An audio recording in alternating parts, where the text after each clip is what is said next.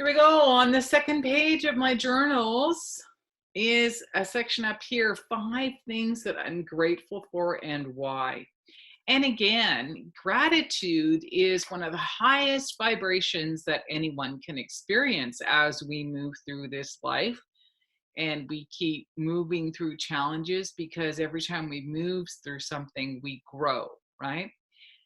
So I love to write down what it is that I'm grateful for and why, because again, it's not always the big things that I'm grateful for. It can be the people I've never met. Like, for example, in the wintertime, like living in Canada, I'm grateful for those people who get up at 4 o'clock in the morning and plow my laneway or the driveway or the main roads so that we're safe, right?